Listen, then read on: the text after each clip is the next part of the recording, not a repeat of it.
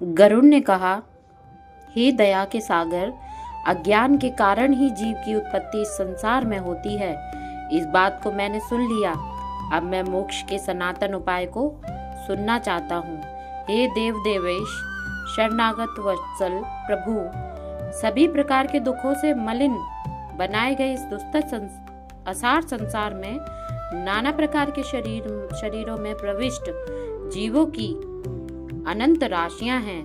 वे इसी संसार में जन्म लेती हैं और इसी में मर जाती हैं, किंतु उनका अंत नहीं होता है। वे सदैव दुख से व्याकुल ही रहती हैं। यहाँ कहीं कोई भी सुखी नहीं है। हे मोक्षदाता स्वामिन, वे किस उपाय से मुक्त हो सकते हैं, उसको आप मुझे बताने की कृपा करें।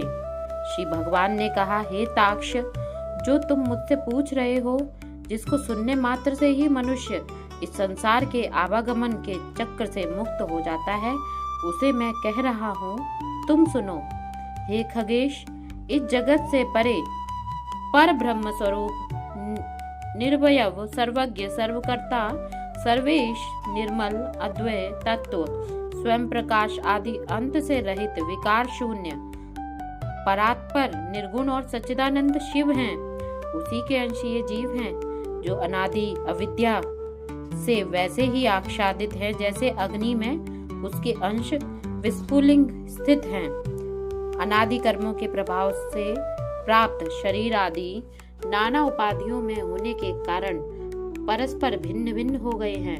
सुख दुख प्रदान करने वाले पुण्य और पापों का उनके ऊपर नियंत्रण है। उसी कर्म के अनुसार उन्हें जाति, देह, आयु तथा भोग की प्राप्ति होती है।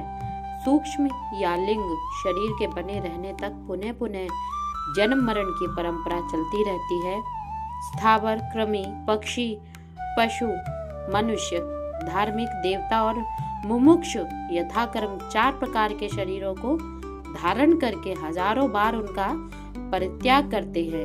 यदि पुण्य कर्म के प्रभाव से उनमें से किसी को मानव योनि मिल जाए तो उसे ज्ञानी बनकर मोक्ष प्राप्त करना चाहिए।